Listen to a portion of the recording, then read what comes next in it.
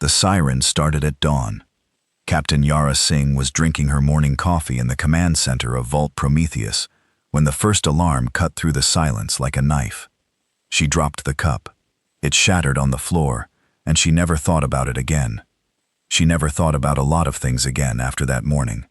"Report," she said, and her voice was calm, because it had to be.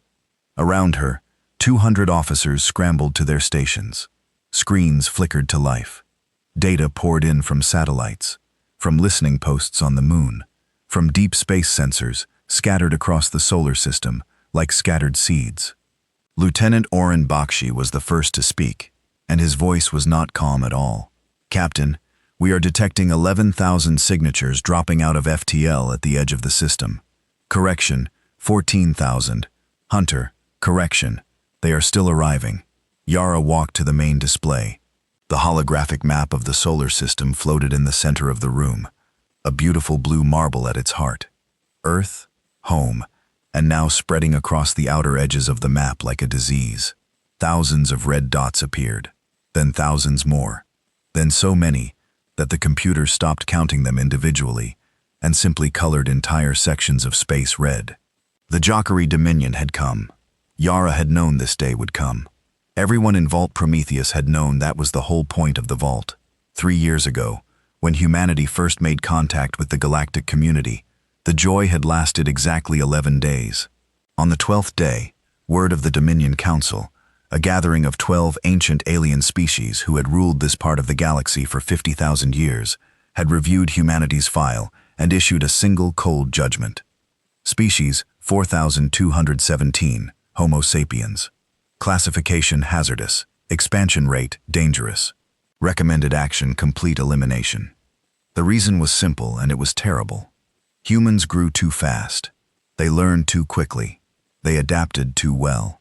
In just 10,000 years, they had gone from caves to starships, and the elder species had taken millions of years to achieve the same.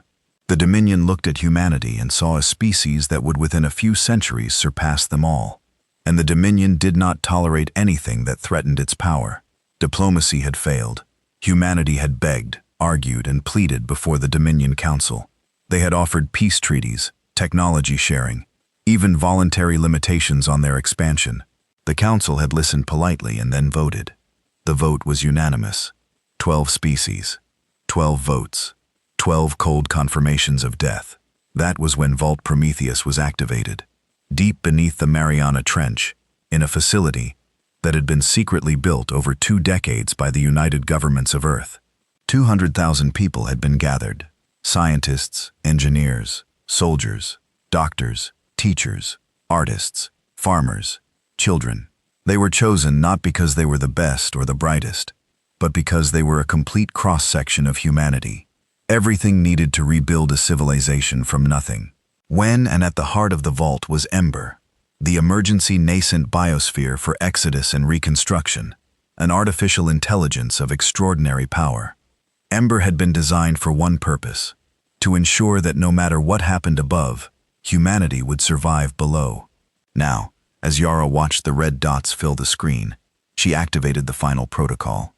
"Ember," she said quietly, "begin exodus." The AI's voice filled the room. It was warm, almost human, and it carried a sadness that no machine should have been able to feel. Exodus protocol initiated. Captain, estimated time to surface bombardment, 4 hours and 17 minutes.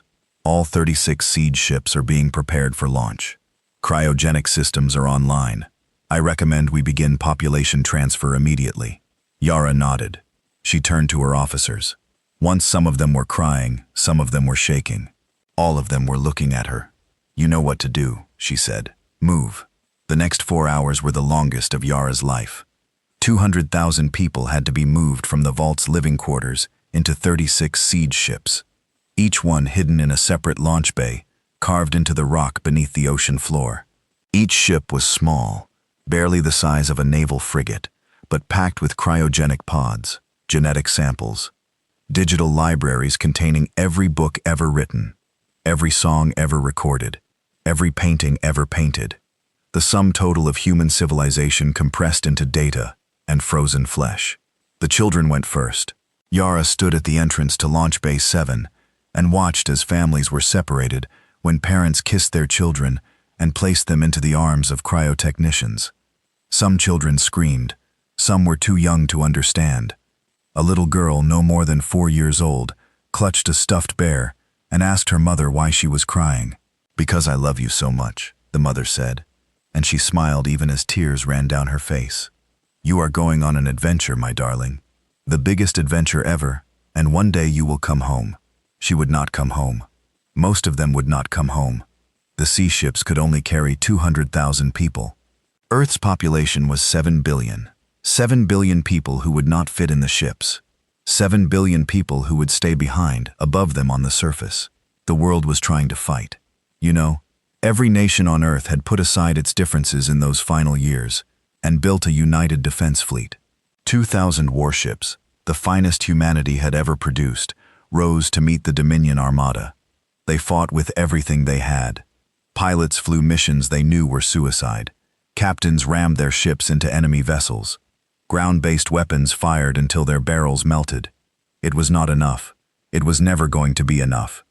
The Dominion fleet outnumbered humanity's by a factor of 50, and their technology was thousands of years more advanced. Human ships were destroyed by weapons they could not even detect. Shields that humanity thought were impenetrable were cut through like paper. The battle in orbit lasted 90 minutes. By the end, not a single human warship remained. Then the bombardment began. Yara watched it on the deep ocean sensors, and she felt something inside her break. Kinetic rods, tungsten pillars the size of skyscrapers, accelerated to a fraction of the speed of light, struck the surface. Each impact carried the energy of a nuclear weapon. They hit the cities first: New York, London, Tokyo, Beijing, Mumbai, Cairo, Sao Paulo, Moscow. One by one, the great cities of Earth were turned to dust and fire. Then came the antimatter warheads, and the cities were no longer dust. They were glass, molten, glowing glass, that spread across the continents like burning rivers. The heat was so intense that the oceans nearest to the impact zones began to boil. Steam rose in columns so vast they could be seen from space. And finally, the biodissolvers, a Dominion weapon designed specifically for organic life. A fine mist, deployed from low-orbit drones, that broke down living tissue at the molecular level. It drifted across the burning continents like a gentle rain, and everything it touched simply ceased to be. Trees, animals, people, a woman running with her child, an old man sitting in his garden, watching the sky, a dog waiting by a door that would never open again. All of them dissolved, all of them gone. 7 billion lives ended in 6 hours. In the vault, the screams had stopped.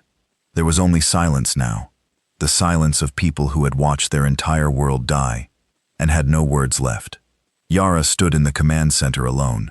Every officer had been loaded into the sea ships. She was the last. Ember had told her she needed to go, but she could not move. On the screen in front of her, she could see a satellite image of Earth's surface. It was unrecognizable. The blue marble was gone. In its place was a ball of black and orange, cracked and burning, wrapped in a shroud of ash and steam. "Captain," Ember said gently, "it is time." "How many?" Yara whispered. "How many survived on the surface?" There was a pause. Ember did not want to answer. "My sensors indicate no remaining human life signs on the surface of Earth. The biodissolvers have been thorough." "Captain, I am sorry." Yara closed her eyes. She stood there for 10 seconds. In those 10 seconds, she allowed herself to feel everything. The grief, the rage, the helplessness, the horror. She let it wash through her like a wave. And then she opened her eyes, and she put it all away in a box inside her chest. And she locked that box.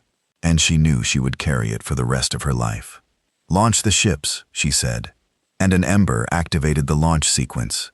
Deep beneath the ocean floor, 36 bays open. Simultaneously, the seed ship's engines ignited, not with the roar of conventional thrust, but with the silent pulse of gravitic drives. Technology that humanity had developed in secret and never shared with the galaxy. The ships rose through the water, through the boiling, churning ocean, and broke the surface into a sky choked with ash and fire. The Dominion fleet was still in orbit, scanning for survivors. But Ember had planned for this.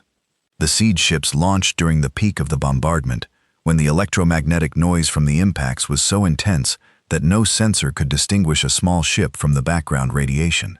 The ship scattered in 36 different directions, in each one programmed with a unique course toward the outer rim of the galaxy, the empty, forgotten edge where no elder species had ever gone because there was nothing there worth taking. From a Dominion flagship in high orbit, a sensor officer noticed a brief anomaly, a flicker of unusual readings from the planet's ocean. He studied it for a moment, then dismissed it. The oceans were boiling after all. Strange readings were to be expected. He filed no report. He thought nothing of it. That small decision, that moment of laziness, that casual dismissal, would cost the Dominion everything. High Arbiter Macharan, the supreme leader of the Dominion Council, watched the destruction of Earth from the observation deck of his flagship. He felt nothing. This was not the first species the Dominion had eliminated. It was not even the Hunth, and it was simply maintenance, gardening, as he liked to call it, pulling weeds before they could spread. He turned to his aide. File the report. Species 4217 Homo sapiens. Status eliminated. Close the record. The aide bowed. Yes. High Arbiter. Shall we leave a monitoring station in the system? Macharan considered this for a moment, then shook his head. No. There is nothing left to monitor. This system is dead. Let it be forgotten. He returned to his quarters and slept well that night. He would sleep well for many nights to come.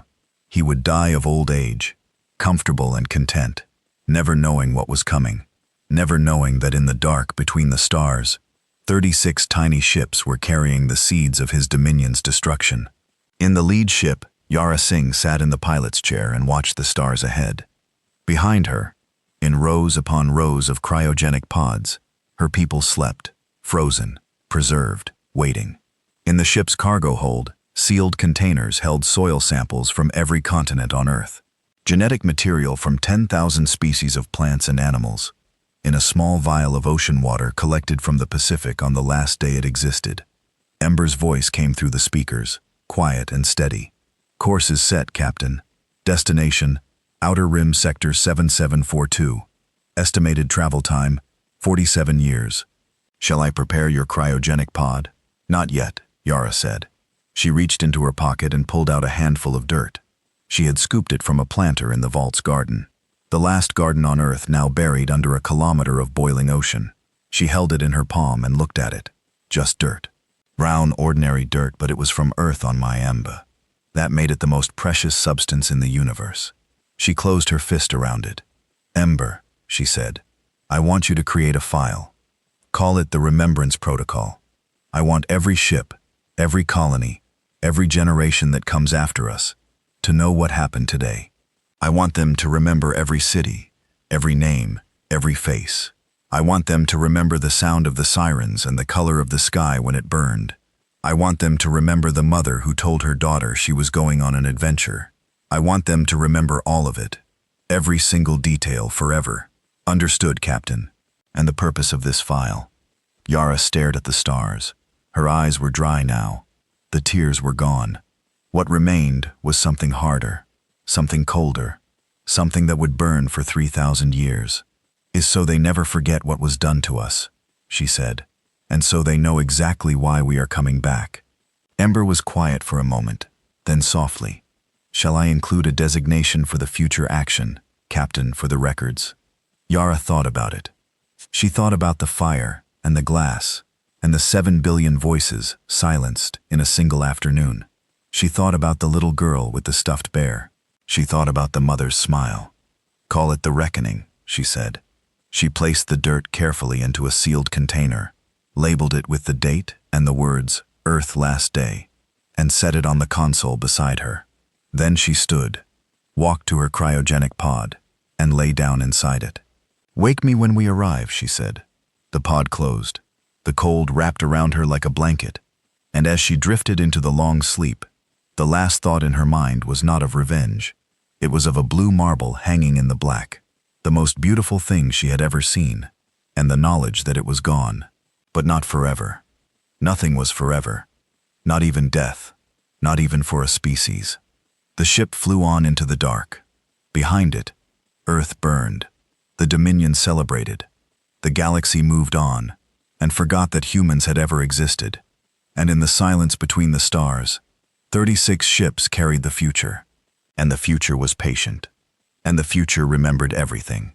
The first world they found was a nightmare. Kepler 9917b sat at the very edge of the galaxy, a cold and angry rock orbiting a dim red star that barely deserved the name. The atmosphere was thin and full of carbon dioxide. West, the surface temperature swung between -80 at night and a blistering 60 during the day. The soil was mostly iron dust and volcanic glass. Nothing grew there. Nothing had ever grown there. Nothing by any reasonable measure should ever try to live there. Captain Yara Singh looked at the scanner readings when Ember woke her from cryo-sleep 47 years after the fall of Earth, and she said 3 words that would define the next 3,000 years of human history. This will do. She was 71 years old now in biological terms. 47 of those years spent frozen, and she moved slower than she used to, but her mind was sharp, and her will was iron. She called a meeting of the ship captains. 36 voices, connected by encrypted quantum links across the vast distances between the scattered seed ships. Soon we have arrived at the edge, she told them. The places we have found are hard. They are ugly. They will try to kill us. That is exactly why we chose them. The Dominion does not come to places like these. There is nothing here they want, and that is our advantage. We will hide in the places no one wants. We will grow in the dirt no one values. And we will become something the galaxy has never seen. Not everyone agreed. Captain David Okafor of Seed Ship 12 argued that they should find better worlds, push a little closer to the galactic center, where conditions were kinder. Yara shut him down immediately. Kind worlds are watched worlds, she said. The Dominion monitors every habitable planet within 10,000 light-years of their borders. We go where they do not look. That we suffer now so our grandchildren can be strong. That became the first principle of what would later be called the Crucible Doctrine. Suffering was not something to be avoided. It was a tool. It was the fire that would forge humanity into something unbreakable. The colonization of Kepler 9917b, renamed New Dawn by its settlers, was brutal. The first year alone killed 1,100 people. The thin atmosphere meant that any breach in the habitat domes was fatal within minutes. The temperature swings cracked the concrete of their first buildings. The iron dust got into everything: lungs, machinery, food supplies. Children developed respiratory problems. Water had to be extracted from deep underground ice deposits, using drills that broke constantly. But they survived. Humans had always been good at that. Ember coordinated everything. The AI ran the life support systems, managed the resource distribution, and most importantly, maintained contact between all 36 colony ships as they settled on their own terrible worlds across the outer rim. Some found frozen moons. Others landed on worlds with crushing gravity or toxic atmospheres. One group settled inside a hollowed-out asteroid, building their entire civilization in a spinning rock barely 20 kilometers across. Every colony struggled. Every colony lost people. But not one colony failed. Yara Singh did not live to see the 2nd century. She died at the age of 103, sitting in a chair on the observation deck of the New Dawn colony, looking out through the dome at the red-brown landscape she had turned into a home. Her last words spoken to her granddaughter were simple: "Do not forget, I do not forgive, and do not stop building." Her granddaughter, Mara Singh, became the first leader of the Remembrance Council. The Remembrance Council was the governing body of what was now being called the Terran Regency, the scattered, hidden nation of humanity. It was not a democracy. Not exactly. It was something more focused than that. The council had one founding law carved into the wall of every meeting hall on every colony world. We do not forget, and we do not forgive. This was not about hatred, though hatred was certainly part of it. It was about purpose. The council understood that a scattered people living on harsh worlds at the edge of nowhere needed something to hold them together, something bigger than survival. And so the memory of Earth, the grief, the rage, and not the injustice where it became the glue that bound humanity into a single focused civilization. Every year on the anniversary of Earth's destruction, Every human colony observed the Ash Remembrance. It was a simple ceremony. Every person from the oldest elder to the youngest child would gather in the largest open space available. Each one would be given a pinch of earth soil, real soil, carefully preserved and rationed from the original seed ship supplies. They would hold it in their hands, and together, they would speak the words, "We were, we are, we will be." And then they would place the soil into a sealed container to be preserved for the next generation. The soil was never used for planting, never wasted, never treated as anything less than sacred. It was the last physical connection to the world that was taken from them, and it was guarded with the same ferocity that other civilizations guarded their most powerful weapons. But remembrance alone would not save humanity. They needed to grow, they needed to change, and they needed to become something that the galaxy could not destroy a second time. The first great project was genetic reformation. It began in the 2nd century, led by Dr. Amara Oei, a geneticist from Seed Ship 23, who had settled on a world with radiation levels that would have killed unmodified humans within a decade. Out of necessity, she developed techniques to rewrite the human genome, not to create something alien, but to push humanity to its theoretical limits. Over the following centuries, the changes spread across all the colony worlds. Human bones became 30% denser. Muscle fibers were restructured for greater efficiency. The immune system was enhanced to fight off diseases that didn't even exist yet. Cognitive processing speed increased. Reflexes sharpened, and lifespans extended dramatically. A healthy human could now expect to live 300 years or more. But the most important change was invisible. Dr. Oei and her successors altered the human stress response. The old fight-or-flight mechanism was refined, sharpened, made more controllable. A modified human could experience extreme fear and still think clearly. They could endure pain that would incapacitate their ancestors and continue functioning. They could go without sleep for days and still make complex decisions. They were still human. They still laughed, cried, loved, and grieved. Why? They still wrote poetry and sang songs and held their children close. But they were harder now, tougher, built for a universe that had tried to kill them. The second great project was military. The Crucible Doctrine, first spoken by Yara Singh, became the foundation of Terran society. It was not militarism in the old Earth sense.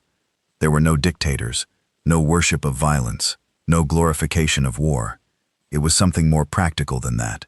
Every human trained for combat not because they wanted to fight, but because they understood that one day they would have to. Children began basic physical training at age 6. By 10, they understood tactics and strategy. By 15, they could operate weapon systems, pilot small craft, and survive in hostile environments with minimal equipment. But the Crucible Doctrine demanded more than just soldiers. It demanded that every human be capable of doing anything. Poets learned to fight. Farmers learned to command ships. Scientists designed weapons between their research papers. Engineers could switch from building bridges to building fortifications without breaking stride. Every human was a specialist in their chosen field and a generalist in everything else. The idea was simple. If you attacked one part of the Terran revenue, every single person you encountered would be capable of fighting back. There were no soft targets. There were no civilians in the traditional sense. There were only people who hadn't started fighting yet. The third great project, and the one that would change everything, was technology in the old galaxy. Mike, the Dominion controlled technological development through a system of treaties and agreements. The elder species shared certain technologies with each other, and with younger species, but always with limitations, always with controls. The result was that galactic technology had been essentially stagnant for thousands of years. Ships were fast, but not too fast. Weapons were powerful, but not too powerful. The Dominion liked it that way. Stagnation meant stability, and stability meant their power was never threatened. Humanity was not part of those treaties. Humanity, as far as the galaxy was concerned, did not exist. And so, humanity innovated without limits, without rules, without anyone telling them what was or was not possible. The breakthroughs came one after another, each one building on the last. In the 4th century, Dr. James Tanaka cracked zero-point energy, the ability to draw virtually unlimited power from the quantum vacuum itself. Overnight, every energy problem humanity had ever faced simply vanished. Colonies that had struggled with power for generations suddenly had more energy than they knew what to do with. Manufacturing exploded. Construction accelerated. The impossible became routine. In the 7th century, a team of physicists on the asteroid colony of Haven developed the slipstream drive. The Dominion's faster-than-light technology was based on warp fields, bending space around a ship to move it faster than light. It was effective, but slow by cosmic standards. A Dominion ship could cross the galaxy in about 2 years. The slipstream drive did not bend space. It cut through it. A human ship could cross the same distance in 3 days. To me, in the 12th century, weapons technology took a leap that would have terrified the Dominion if they had known about it. Dr. Lena Vasquez, or an ancestor of the woman who would one day lead humanity's return, developed the resonance cannon. The weapon worked by generating a specific harmonic frequency that destabilized the nuclear fusion process at the core of a star. In theory, a sufficiently powerful resonance cannon could cause a star to go nova. In practice, even a small one could dim a star enough to freeze an entire solar system. The Terran Revency had built a weapon that could kill suns. They built it, tested it on an uninhabited system, confirmed that it worked, and then locked the designs away in Ember's most secure files. It was not a weapon to be used lightly. It was a weapon to be held in reserve. A final argument, a reminder to anyone who might threaten humanity again, that the cost of doing so would be unimaginable. By the 30th century, nearly 3,000 years after the fall of Earth, the Terran Revenant Sea was unrecognizable from the desperate refugees who had fled a burning planet. 47 worlds spread across the outer rim formed a hidden empire, connected by slipstream corridors that the Dominion could not detect. 12 billion humans lived on those worlds, a population that had grown slowly and carefully, each generation raised with purpose and discipline. 10,000 warships built inside hollowed-out asteroids and hidden moons waited in silent docks for the order that everyone knew would eventually come. And at the center of it all, on New Dawn, the first colony world in the Remembrance Council met in a chamber carved from the same iron rock that Yara Singh had looked upon 3 millennia ago. The chamber was simple, a round room, a round table, no decorations except for one, a sealed glass case on the table containing a handful of brown earth soil. Fleet Admiral Kyle Vasquez stood before the council. She was tall and lean, with dark eyes that held a steady, unblinking focus. She was 112 years old, still young by modern human standards, and she had spent her entire life preparing for this moment. "The time has come," she said. Her voice was quiet, but it carried to every corner of the room. Ember has completed its analysis. The Dominion is at its weakest point in 8,000 years. Their military has not fought a real war in over 2 millennia. Their fleet is ceremonial. Their soldiers are trained for parades, not battles. Their sensor networks have not been upgraded in centuries, because they believe there is no threat. She paused and looked around the table. 24 council members looked back at her. Some were old, some were young. All of them carried the same expression, the focused, patient intensity that 3,000 years of the Crucible Doctrine had bred into every human alive. "We have waited long enough," Vasquez said. "Our grandmothers' grandmothers' grandmothers fled Earth in the dark, carrying nothing but dirt and grief and a promise. We are the fulfillment of that promise. Every ship we have built, every weapon we have forged, every child we have raised and trained, all of it has been for this." She placed her hand on the glass case that held the Earth's soil toward I am requesting authorization to begin Operation Reckoning. The vote was unanimous. 24 hands raised without hesitation. 3,000 years of patience, discipline, and preparation had led to this single moment, and not one person in that room had any doubt about what came next. Vasquez nodded. She turned to the communication officer standing by the door. "Send the signal to all 47 worlds," she said. 2 words. The officer straightened. "Yes, Admiral. What words?" Vasquez looked at the Earth's soil one last time. She thought of Yara Singh, who had named this operation 3,000 years ago. She thought of the 7 billion who had died. She thought of the mother who had told her daughter she was going on an adventure. "We remember," she said. Within the hour, the signal reached every corner of the Terran Revency. On 47 worlds, 10,000 warships powered up their engines for the first time. 12 billion humans looked up at the sky and knew that the long waiting was over. The Dominion had forgotten about humanity 3,000 years ago. They were about to be reminded. The first thing to disappear was Outpost Valon 12. It was a small station, barely worth mentioning, a monitoring post on the far edge of the Jakari Dominion's territory, staffed by 18 Veloxi technicians whose primary job was to watch empty space and file reports that nobody read. The outpost had been running for 600 years without anything interesting ever happening. The technicians played games, complained about the food, and counted the days until their rotation ended. On a quiet evening in the middle of a shift change, Outpost Valon 12 simply stopped transmitting. No distress signal, no explosion detected, no debris on sensors. One moment it was there, a steady green dot on the Dominion's vast monitoring network. The next moment the dot was gone. Senior Monitor Keithall, the Veloxi officer responsible for that sector, noticed the gap in his display 3 hours later. He ran a diagnostic. Equipment malfunctioned, he decided. These old stations were always breaking down. He filed a maintenance request and went back to his meal. The next day, Outpost Valon 7 went dark. Then Valon 3 and Valon 19 simultaneously. Then 6 more across the neighboring sector. Then 12 more the day after that. By the end of the week, 31 outposts along the Dominion's outer border had vanished without a trace. No wreckage, no energy signatures, no bodies. Well, just silence where there had been signals. Now people were paying attention. High Arbiter Thaleen received the reports in his chambers on Aesera Prime, the jewel of the Dominion, a planet of crystal towers and floating gardens that served as the capital of the 12 elder species. He was old even by the standards of the long-lived Jakari, and he had led the Dominion Council for nearly 2 centuries. He had never fought a war. He had never needed to. The Dominion's power was so absolute, so unquestioned, that the very concept of a military threat had become almost theoretical.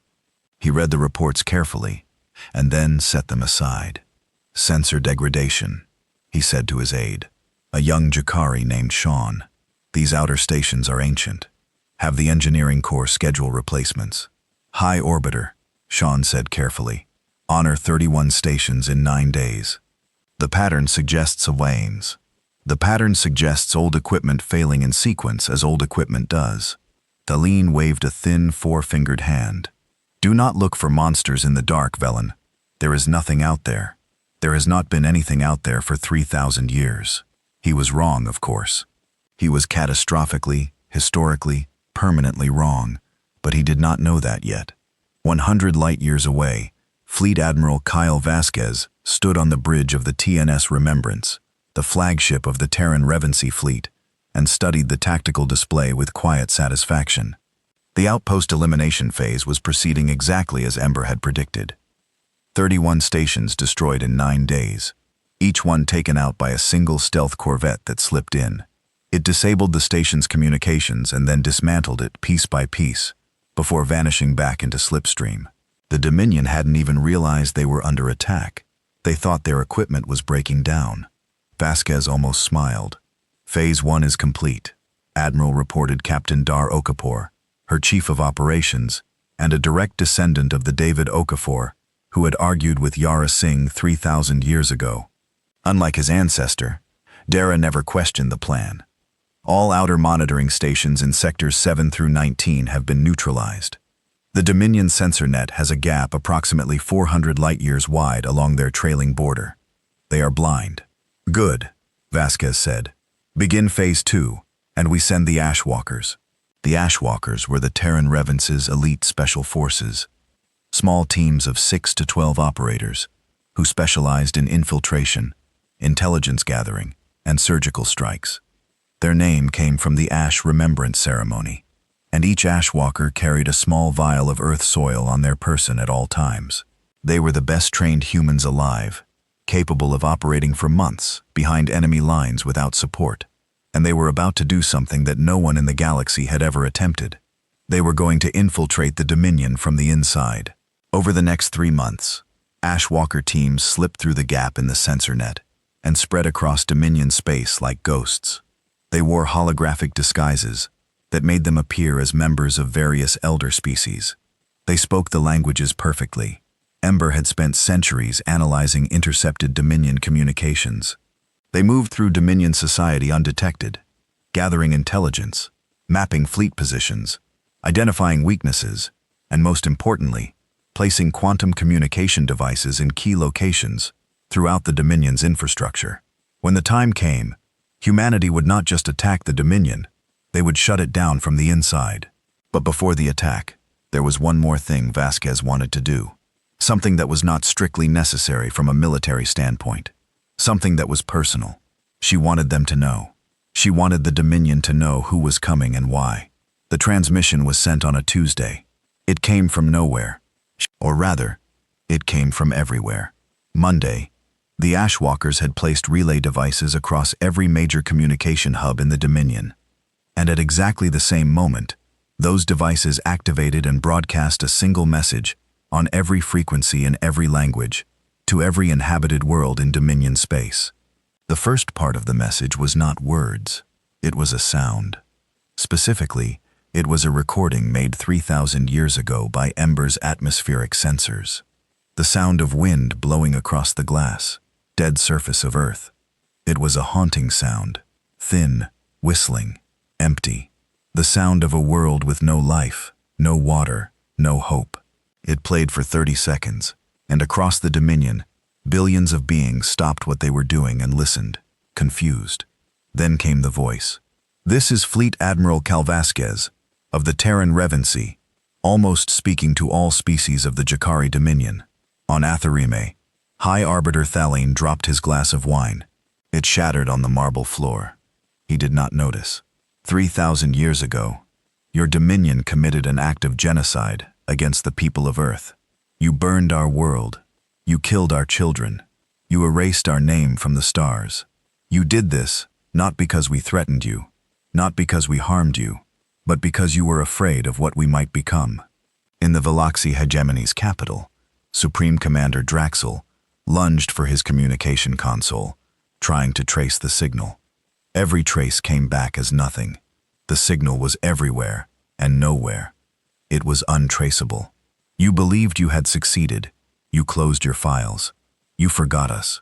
You slept peacefully for 3,000 years, confident that species 4217 was dust in memory. Across the Dominion, in military command centers and government buildings and ordinary homes, beings of a dozen different species stood frozen, listening to a voice that should not have existed. "You were wrong." Vasquez paused. When she spoke again, her voice was quieter, but somehow more terrifying. "We survived. We hid in the places you did not bother to look. We grew in the dark where you could not see us. And we built things you cannot imagine. We are not the same species you tried to destroy. We are what you made us. You taught us that the galaxy is cruel, and that mercy is a luxury the weak cannot afford. We learned that lesson well." Another pause, then simply, "We are awake now. We are coming, and we remember everything." The transmission ended. Silence followed, and then I across the entire Dominion. Chaos erupted. On Athera Prime, the Dominion Council was called into emergency session for the first time in 800 years. Talavine sat at the head of the table, and for the first time in his long life, he looked frightened. Around him, representatives of the 12 elder species shouted over each other, their voices a jumble of fear, confusion, and denial. "It is a trick," said Ambassador Krilthar of the Morvathi, a four-armed insectoid species known for their skepticism. "Some pirate group has found old records and is trying to frighten us." "Species 4217 was eliminated," said General Vash of the Jakari military, pulling up ancient files on his datapad. "I have the after-action report right here. Total planetary sterilization confirmed. I heard no survivors detected." "Then who sent that message?" "Our demanded Velen, who had been promoted to senior aide after the outpost disappearances." "And who destroyed 31 of our monitoring stations?" The room went quiet. Nobody had an answer for that. The answer came 6 days later at the Battle of Valen's Gate. The Valen's Gate system was a strategic choke point. a narrow corridor of navigable space between two dense nebulae that served as the main entry to the Dominion's core territories. From the outer rim, General Varash, taking the human threat seriously despite his skepticism, assembled a war fleet of 800 ships and positioned them at the gate. It was the largest Dominion military mobilization in 2,000 years. 800 warships, each one bristling with weapons that had been the most powerful in the galaxy for millennia, crewed by soldiers who had trained at the finest military academies in 12 civilizations. Backed by a supply chain that spanned 10,000 worlds, the human fleet that appeared at the far end of Valen's Gate numbered 60 ships. General Varash looked at his tactical display and felt a surge of confidence. "They are brave, I will give them that," he said to his officers, "but 60 ships against 800. This will be a short engagement. All ships advance and engage." 800 Dominion warships surged forward, weapons charging, shields at full power. The Battle of Valen's Gate lasted 11 minutes.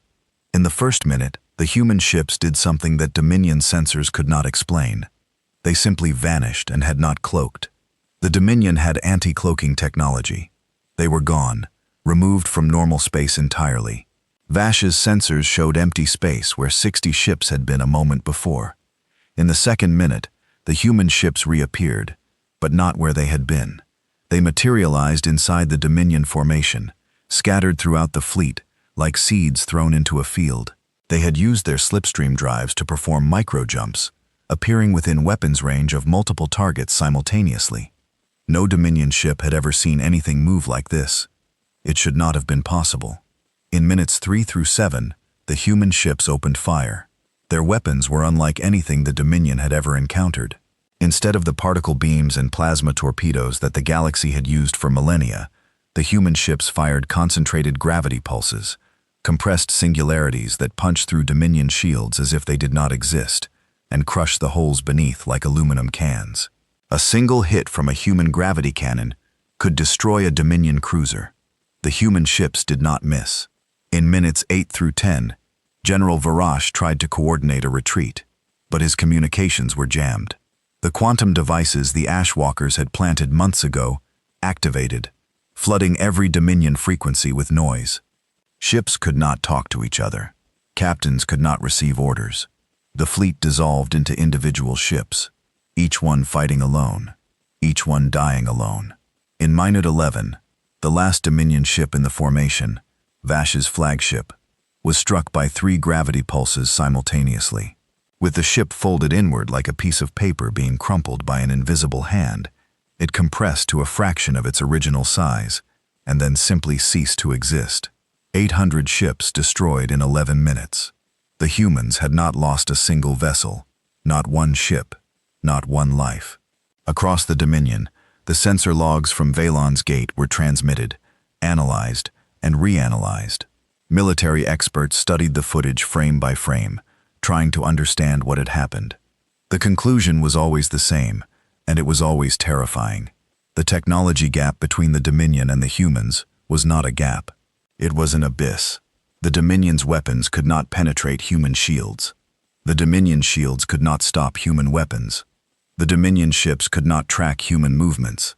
And the Dominion's communications could not function in the presence of human jamming. The species that the galaxy had tried to exterminate 3,000 years ago had not just survived. It had evolved so far beyond the elder species that the comparison was almost absurd.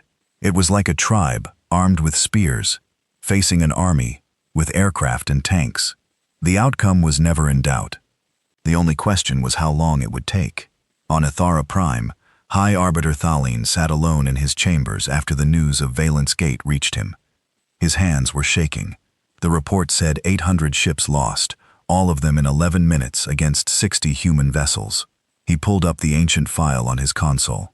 Species 4217 Homo sapiens. The file was 3,000 years old, none, and it contained a single photograph taken during humanity's brief period of contact with the Dominion before the genocide. It showed a human woman, an ambassador, the file said, standing before the Dominion Council, pleading for her species' survival. She was small by Dominion standards, fragile-looking.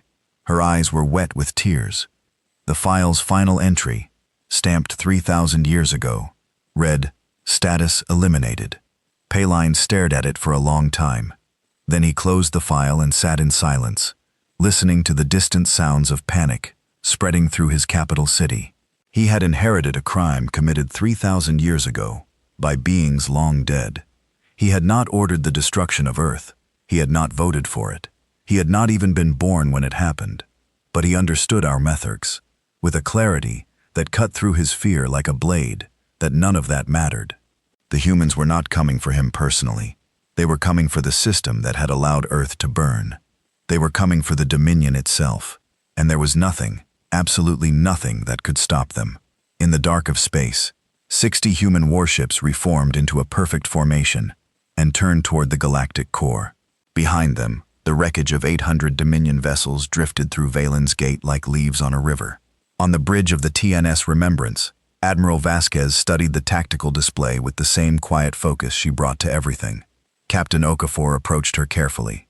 "Admiral, we are receiving transmissions from multiple Dominion worlds.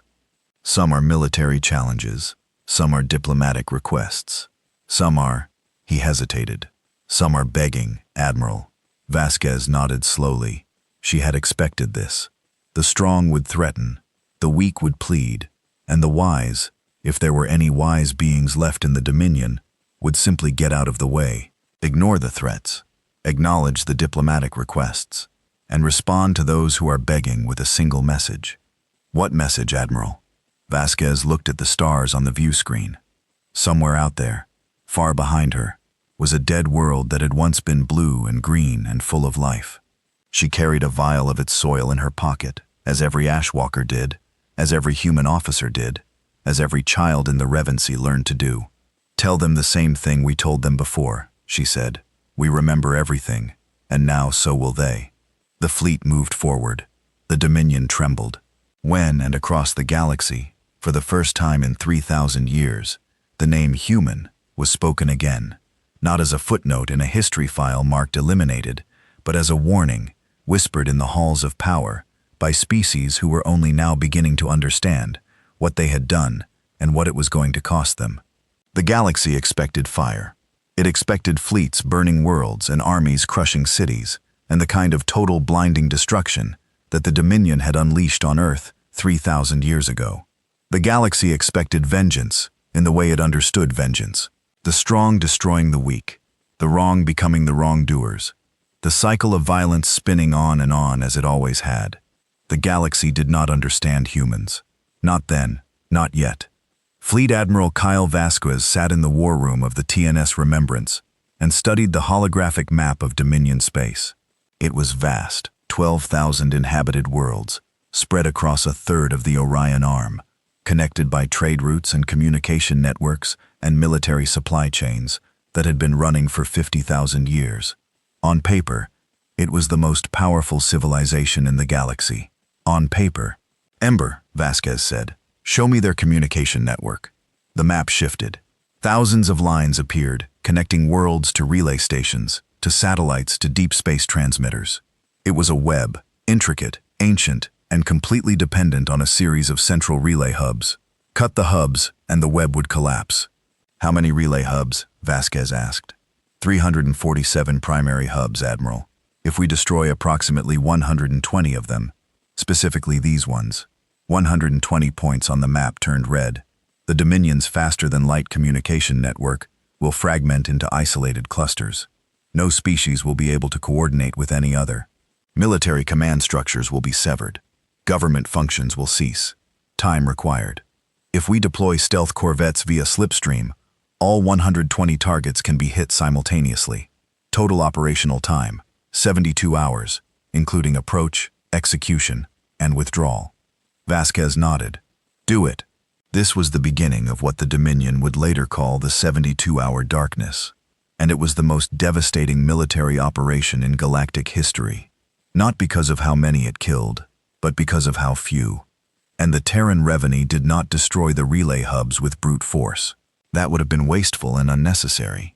Instead, stealth corvettes dropped precision charges on each hub, small devices that disrupted the quantum entanglement arrays at the heart of Dominion FTL communication. The hubs did not explode. They simply stopped working, like cutting a nerve. In 72 hours, the Jakari Dominion, a civilization that had ruled the galaxy for 50,000 years, went deaf, mute, and blind. The effect was immediate and devastating. On 12,000 worlds, governments lost contact with their capitals. Military commanders could not reach their fleets. Supply convoys did not know where to go. Emergency services could not coordinate. Economies that depended on instant interstellar communication ground to a halt. But the chaos was not random. Vasquez had designed the operation so that the communication clusters that remained intact were specifically chosen to isolate the 12 elder species from each other. The Jakari could still talk to other Jakari worlds.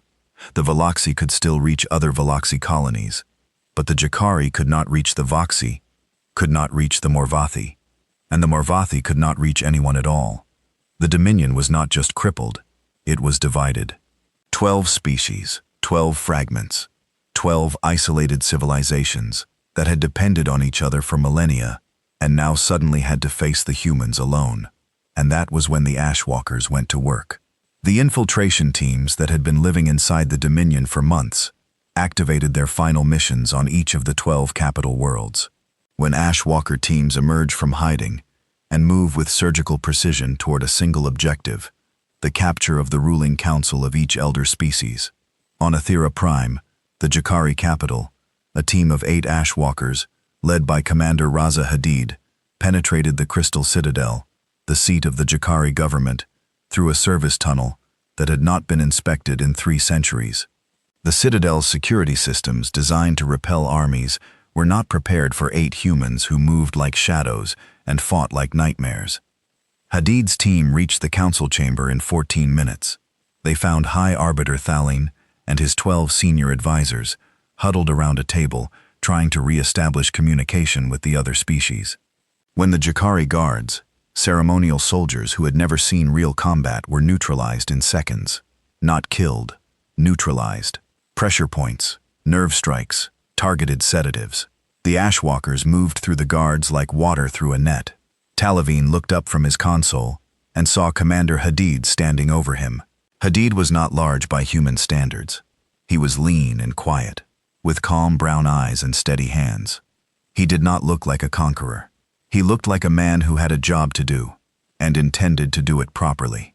High Arbiter Feline, Hadid said in perfect Jakari. I am Commander Raza Hadid, of the Terran Revency. You are under arrest for your government's role in the genocide of Earth. You will not be harmed. You will be given a fair trial.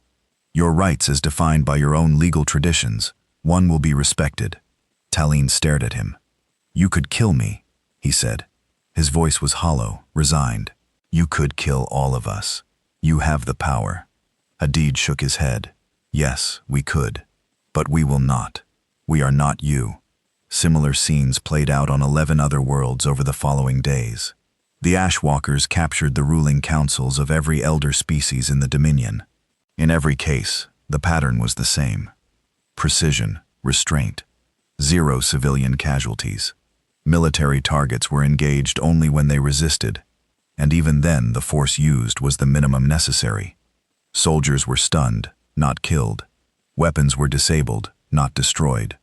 The galaxy watched through fragmented, patchy communications that slowly came back online as the humans allowed certain channels to reopen. And it did not understand. This was not how wars were fought. This was not how victors behaved. Where was the burning? Where was the destruction? Where was the revenge? Admiral Vasquez answered that question in a broadcast that reached every corner of the Dominion. Another message transmitted on every frequency, in every language. From every relay the humans had chosen to reactivate. People of the former Dominion, she said. Her voice was steady and clear, without anger, without triumph. 3,000 years ago, your governments decided that my species should die. They made this decision behind closed doors, without debate, without appeal. 7 billion people were executed for the crime of being different, of growing too fast, of being too human. We could do the same to you.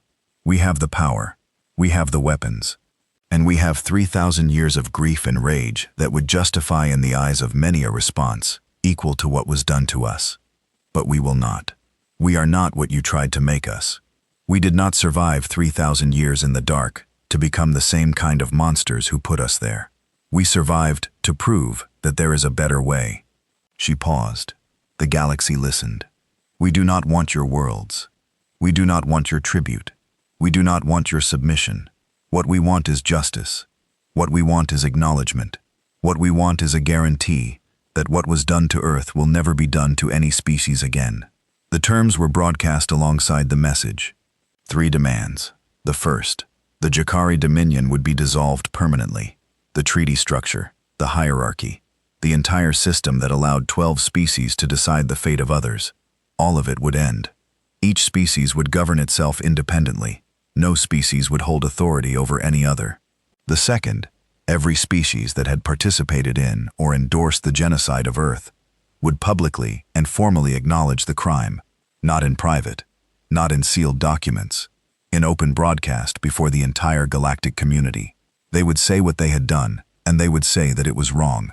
The third, a monument would be constructed in orbit around Earth. The dead glass Earth that still hung in the Sol system, burned and scarred and lifeless, bearing the name of every human being who had died in the genocide.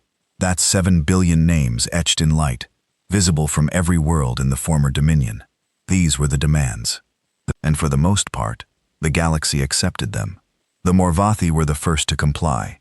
Their ambassador, a graying insectoid named Krilthar, the same one who had initially dismissed the human transmission as a trick, stood before a galactic audience and spoke for 40 minutes about what his species had done.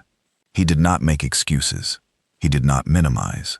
He described the vote, the reasoning, the casual ease with which 12 species had decided to murder 7 billion people.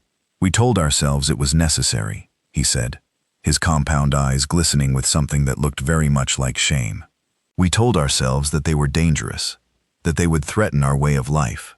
But the truth is simpler and uglier than that. We were afraid, and because we were afraid, we killed them all. Every last one of them. How? Or so we thought." He paused and looked directly into the broadcast camera. "To the humans who survived, who endured, who somehow found the strength to come back, I am sorry. My species is sorry. And I know that sorry is not enough. It will never be enough. But it is all I have." One by one, most of the elder species followed. Some were genuine in their remorse. Others were clearly performing, saying the words because they had no choice. Vasquez accepted them all. Sincerity could not be compelled, but the public record could be established. Future generations would know what happened, and they would know that the guilty had been made to answer for it. But one species refused when the Vexi hegemony, the insectoid warrior species that had originally proposed humanity's extermination in the Dominion Council 3,000 years ago, rejected every term. Supreme Commander Drax Thule, the leader of the Veloxi military government, broadcast his own message in response to Vasquez's demands. "The Veloxi do not apologize," he said, his mandibles clicking with contempt. "The elimination of the humans was correct. It was necessary. The only mistake we made was failing to be thorough enough. We will not bow to a species of vermin that should have stayed dead." He assembled a fleet. It took him weeks. The communication disruption had scattered his forces, but eventually, he gathered every warship in existence. 15,000 vessels, crewed by soldiers who, unlike the other elder species, and actually trained for real combat. The Veloxi were warriors. They had always been warriors. They were the teeth of the Dominion, the species that carried out the dirty work that the others were too refined to do. They had been the ones who actually fired the weapons that destroyed Earth. They gathered at Ether Prime, the former Dominion capital, now empty of its government, and formed a battle line that stretched across half a solar system. 15,000 warships, each one armed and ready, each one crewed by soldiers who would rather die than surrender. Drax Thule stood on the bridge of his flagship, the Hegemony's pride, and waited for the humans to come. He did not wait long. The Terran fleet arrived through Slipstream, not the full fleet. Vasquez had decided, just a task force of 500 ships, more than enough. They materialized at the edge of the system and formed a loose, almost casual formation. From the Veloxi perspective, it looked contemptuous. 500 against 15,000. The humans were either insane or supremely confident. They were confident. Supreme Commander Drax Thule. Vasquez transmitted, "You have rejected the terms of peace. You have assembled a war fleet. I am giving you one final opportunity to stand down. Disband your fleet. Accept the terms. Acknowledge the genocide. There does not need to be more death." Draxel's response was to open fire. 15,000 Veloxi warships launched their weapons simultaneously. A wall of plasma, missiles, and particle beams that turned the space between the two fleets into a storm of light and energy. The barrage struck the human fleet shields and did nothing. Had absolutely nothing. The shields did not flicker. They did not strain. They absorbed the combined firepower of 15,000 warships as casually as a mountain absorbs the rain. Vasquez watched the barrage hit and dissipate. She felt a distant sadness. She did not want this fight. She had never wanted any fight. But some lessons could only be taught one way. "Deploy the Prometheus Array," she said. The Prometheus Array was not a weapon that destroyed fleets. It was not designed for that. It was designed for something much more terrifying. 5 human ships, specialized vessels that had been hidden in the center of the task force, moved into a pentagonal formation and began to glow. The glow was faint at first, barely visible, but it grew. It spread between the ships like a web of light, forming a structure that pulsed with a rhythm that felt alive. And then the sun changed. The star at the center of the ether system, a stable yellow dwarf that had been burning steadily for 8 billion years, flickered. It dimmed for 4 seconds. It lost approximately 10% of its luminosity. The effect was visible to the naked eye from every planet in the system. The sky darkened. Temperatures dropped. Sensors went haywire. 4 seconds. That was all. Then the star returned to normal, as if nothing had happened. But everything had happened. In those 4 seconds, every being in the Ethera system understood what the humans were telling them. The resonance cannon could destabilize a star. The humans had just demonstrated that they could, if they chose, extinguish the Voxy sun. They could freeze their worlds where they could end their entire civilization with a single sustained pulse, and they had chosen not to. They had dimmed the star for 4 seconds. Just long enough to deliver a message, not a threat. A demonstration, a reminder. We can do to you what you did to us. We choose not to.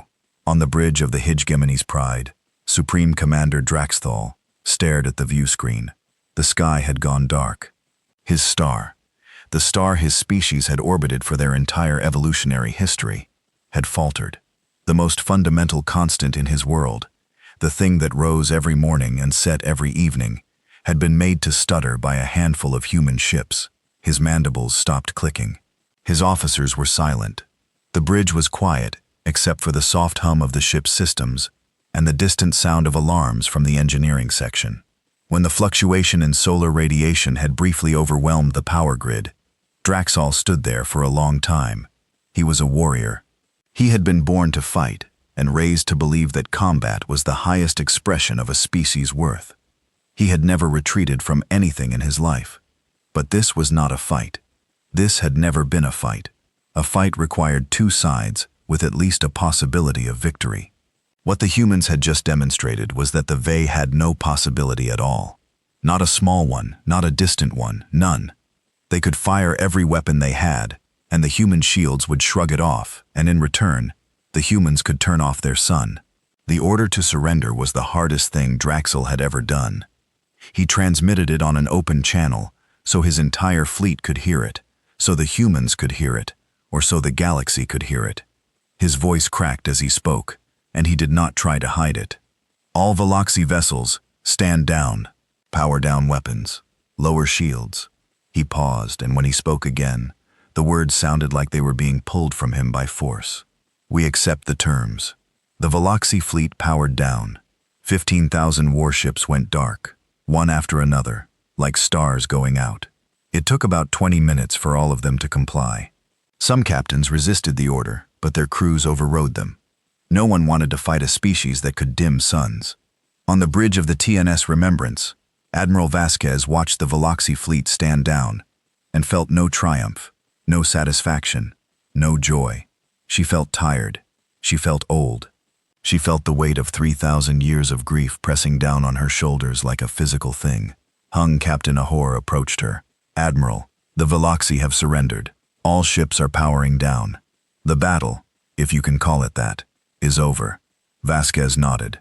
"Transmit the following to all Dominion species. The military phase of Operation Reckoning is concluded. There will be no further combat operations. The Terran Revenancy has achieved its objectives. All species that comply with the stated terms will be left in peace. We are not here to rule. We are here to ensure that what happened to Earth never happens again." She turned away from the view screen and walked to the small table at the back of the bridge where she kept her personal items. Among them was a sealed glass container no larger than her fist, filled with brown soil. Earth soil. The same soil that Yara Singh had carried from the vault 3,000 years ago. He passed down through generations of commanders, each one holding it during the moments that mattered most. Vasquez held it now. She held it and thought about 7 billion names. She thought about a planet that had been blue and green and alive, and was now black and dead and silent. She thought about the mother who had told her daughter she was going on an adventure. The adventure was almost over. There was one more thing to do, one more place to go. The only place that had ever really mattered. Home. The Sol system was quiet. It had been quiet for 3,000 years. No ships had come here. No probes had scanned it.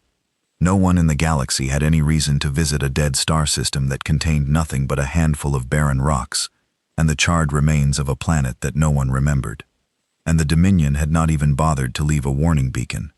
Earth was not important enough to warn anyone about.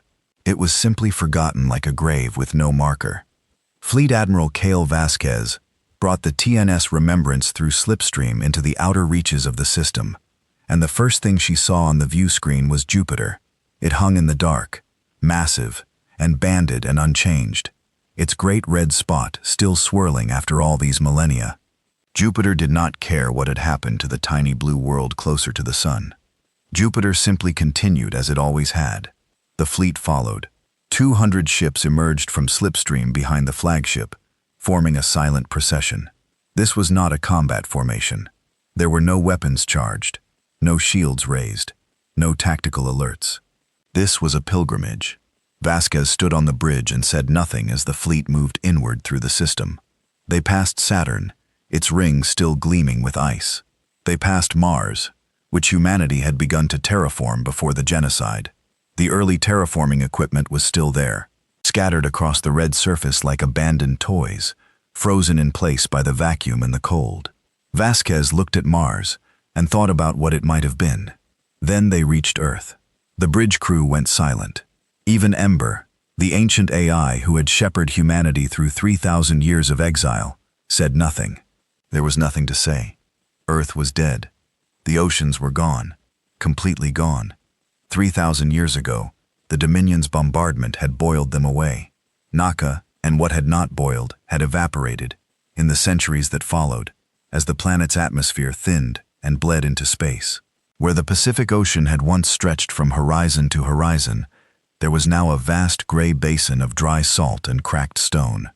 The continents were fused. The kinetic impacts and antimatter blasts had melted the surface in dozens of places, and the molten rock had flowed and hardened into vast plains of black glass.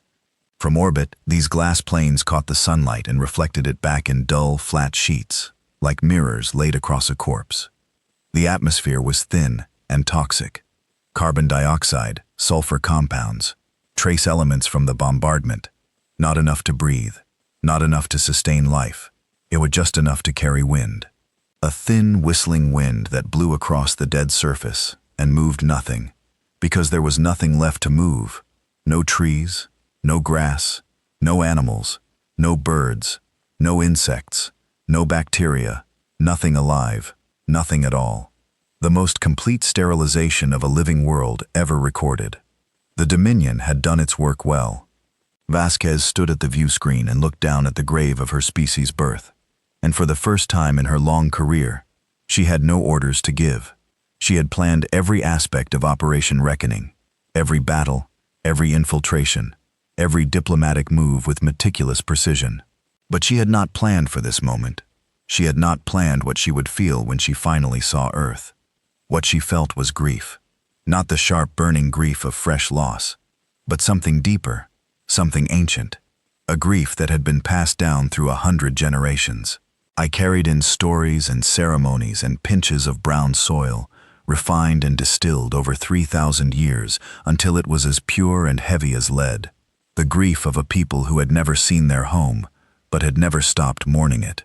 Vasquez placed her hand on the glass of the view screen, as if she could touch the dead world below. Her fingers left prints on the cold surface. "We are here," she said quietly. She was not speaking to her crew. She was speaking to the 7 billion who had died. "We came back just like we promised." Behind her, Captain Okafor wiped his eyes with the back of his hand.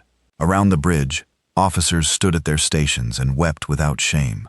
On every ship in the fleet shone. The same scene was playing out. Humans looking at Earth for the first time in 3,000 years, and feeling the full weight of what had been taken from them. For an hour, the fleet orbited in silence. No one spoke. No one needed to. The silence was enough. It was the only appropriate response to a wound this deep. Then Ember spoke. The AI's voice came through the speakers softly, gently, with a warmth that 3,000 years had not diminished. Ember had been built to save humanity, and it had done so. It had guided them through the dark, managed their colonies, coordinated their fleets, and kept the memory of Earth alive when the last living person, who had actually walked on Earth's surface, had died 29 centuries ago. Ember was in a very real sense the oldest human, not born of flesh, womb, but born of human minds and human hopes, and it carried the grief of Earth in its circuits, the same way the humans carried it in their hearts.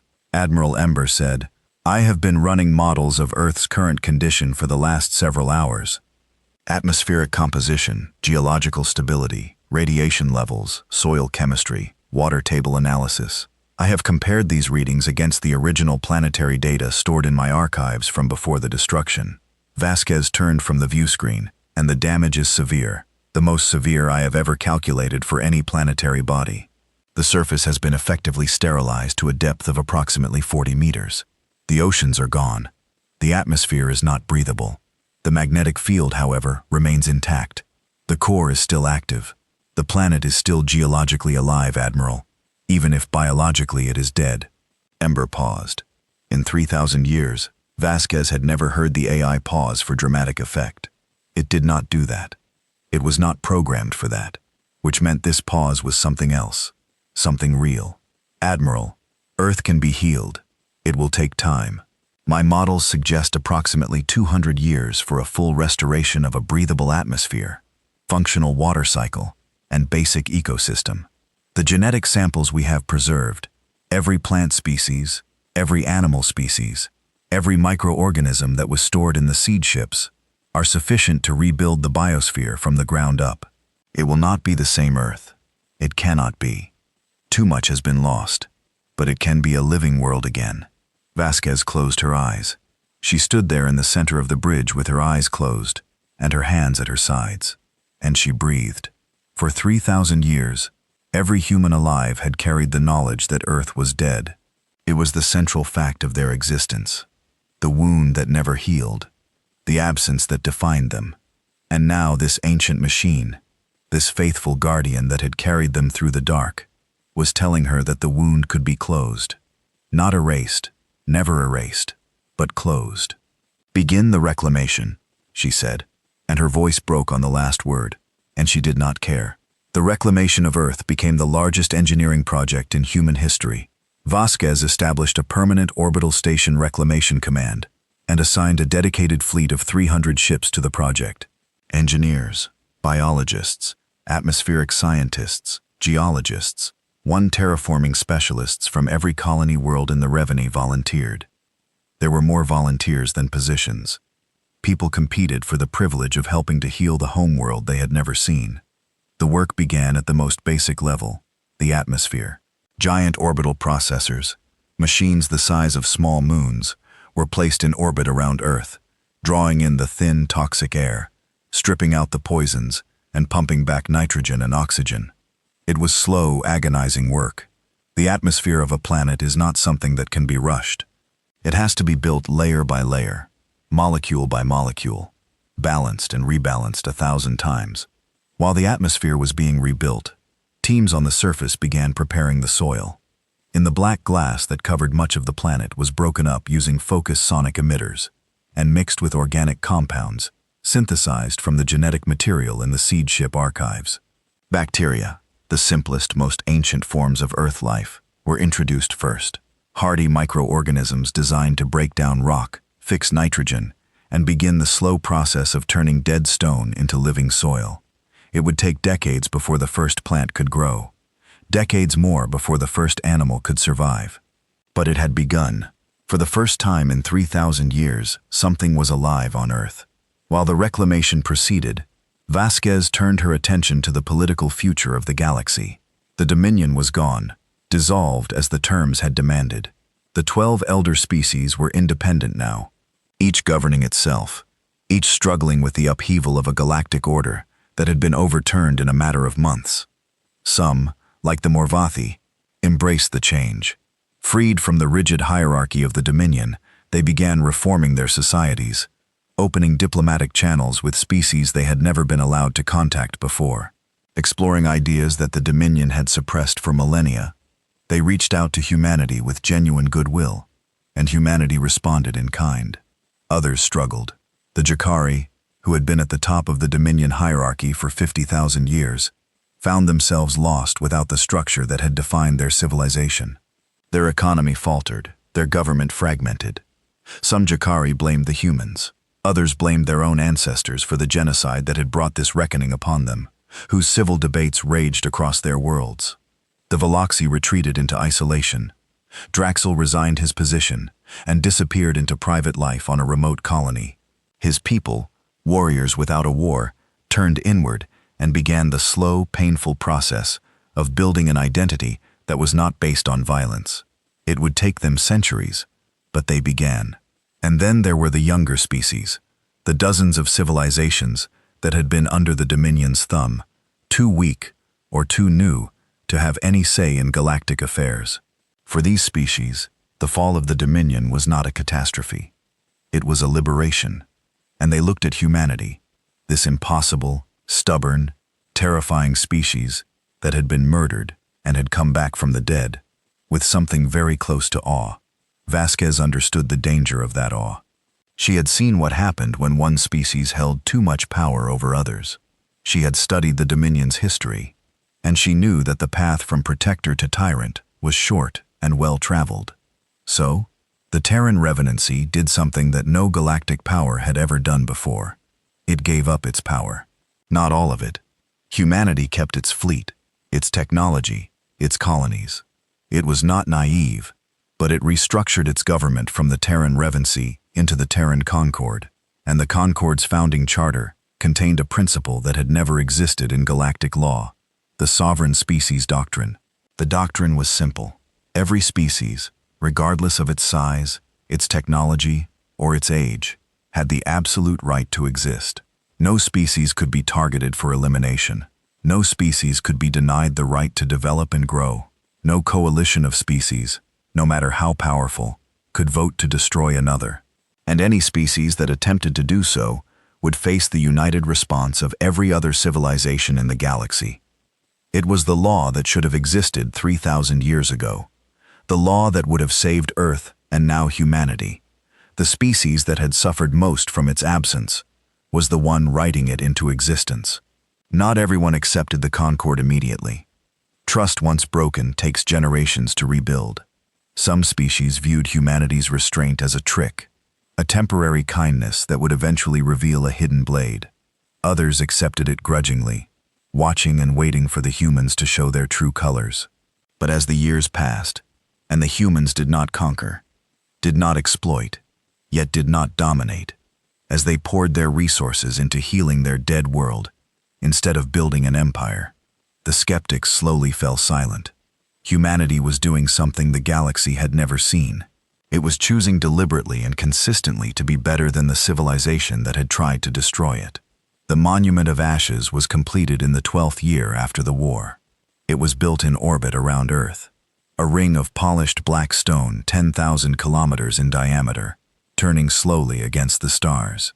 On its inner surface, etched in light that would never fade, were 7 billion names, every human being who had died when Earth was destroyed. Names recovered from Ember's archives, from census data, from medical records, from school enrollment lists, from birth certificates preserved in digital form aboard the seed ships. 7 billion names. It took a ship traveling at orbital speed 4 days to pass them all. From the surface of Earth, even from the dead glass surface, the monument was visible at night, a thin, bright line drawn across the sky, like a scar made of stars. Vasquez attended the dedication ceremony. She was old now, even by the standards of enhanced humans, over 130, with silver in her hair and lines around her eyes that had not been there when she stood on the bridge of the Remembrance and demanded the Dominion surrender. She had stepped down from military command years ago. The fleet did not need a war admiral in peacetime, and she had no desire to become a politician. She wanted only one thing: to see Earth alive again. She would not live to see it fully restored. She knew that when the 200-year timeline Ember had projected meant that the work would be finished long after she was gone. But she had seen the beginning. She had seen the first bacteria take hold in the newly broken soil. She had seen the first thin wisp of clouds form in the slowly thickening atmosphere. She had seen the first rain, a light gray drizzle that fell on a plain of black glass in what had once been Central Europe. The first rain on Earth in 3,000 years. She had stood in that rain and let it fall on her face, and had not bothered to wipe away the tears that mixed with it. That was enough. That was more than she had ever dared to hope. 214 years after the reclamation began, Earth was alive again. The oceans had returned, not as deep as the originals, not yet, but growing. The Pacific was a vast, under-shallow sea, teeming with algae and simple marine life that would over centuries evolve into something richer. The Atlantic was deeper, fed by rivers that now flowed across continents that were slowly turning green. Forests grew where glass plains had been, not the same forests. The species were different, drawn from genetic archives and adapted for the new conditions, but forests nonetheless. Trees that reached toward a sky that was blue again. Grass that covered the scars of bombardment craters. Flowers that bloomed in colors that no human eye had seen on Earth for over 3 millennia. Animals walked the land, birds flew through the air, fish swam in the rivers, insects hummed in the meadows. The biosphere was young and simple, a fraction of the complexity that old Earth had possessed. But it was alive, and it was growing to an end. It would become richer with every passing year. People came home. They came from every colony world in the conquered families who had lived on harsh outer rim planets for generations, who had never known anything but iron dust and thin atmospheres, and the constant hum of life support systems. They stepped off their transport ships onto green grass under a blue sky, with real wind on their faces, and many of them fell to their knees and wept, because they had heard about this all their lives, but had never believed they would see it. Children were born on Earth for the first time in 3,000 years. They grew up under open skies, drinking water that fell from clouds, eating food that grew from soil. They learned about the genocide in school, and they visited the Monument of Ashes on field trips, and they recited the names of the dead, and they understood, in the way that children understand important things, deeply and simply, that the world they lived on was a gift that had been earned with unimaginable sacrifice. In the Sahara, which was green now, a vast grassland dotted with young trees and crossed by a river that had not existed 3,000 years ago, an old woman stood alone in a meadow. Her name was Sarah Vasquez. She was the great-great-grand-niece of Kel Vasquez, and she was the last living person who had known the Admiral personally. She was 287 years old, Ben and silver-haired but clear-eyed, and she had traveled from New Dawn, the first colony world where she had been born, to Earth, because she had made a promise to a dying woman a long time ago. One Kel Vasquez had died at the age of 141, in a small house on Reclamation Command Station, with a view of Earth through her window. By then, the planet below had the first hints of green, patches of moss and lichen on the broken glass, the earliest signs of the life that would eventually cover the world. She had looked at those green patches every day, and she had smiled. And on the day she died, she had asked her grandniece to do one thing for her. "When the grass grows," she had said, "stand in it for me." Sarah stood in the grass now. It came up to her waist, tall green, swaying in the warm wind. The sun was setting, painting the sky in shades of orange and gold that she had seen in pictures, but never in person. Above her, the monument of ashes caught the last light of the day and glowed, a ring of 7 billion names written in fire across the darkening sky. She reached into her pocket and pulled out a small sealed container. Inside was a handful of brown soil. The same soil, or the descendants of the same soil, that Yuri Singh had scooped from a planter in Vault Prometheus on the last day of old Earth. It had been passed from hand to hand for 3,000 years, carried across the galaxy and back, held during ceremonies and battles and births and deaths, the most precious substance that humanity possessed. Sarah opened the container. She poured the soil into her palm. She looked at it. Just dirt, brown and ordinary, no different from the soil beneath her feet. But it was from before. It was from the world that was. And now she was standing on the world that is. She knelt down and pressed the soil into the earth. She pushed it in with her fingers, mixing the old with the new, letting 3,000 years of memory sink into the ground. The soil of old Earth joined the soil of new Earth, and they became one. She stood up. She brushed her hands on her clothes. She looked at the sky, where the first stars were appearing alongside the thin, bright line of the monument. And she said the words that every human knew, the words that had been spoken every year for 3,000 years, the words that Captain Yara Singh had written into the Remembrance Protocol on the first night of humanity's exile.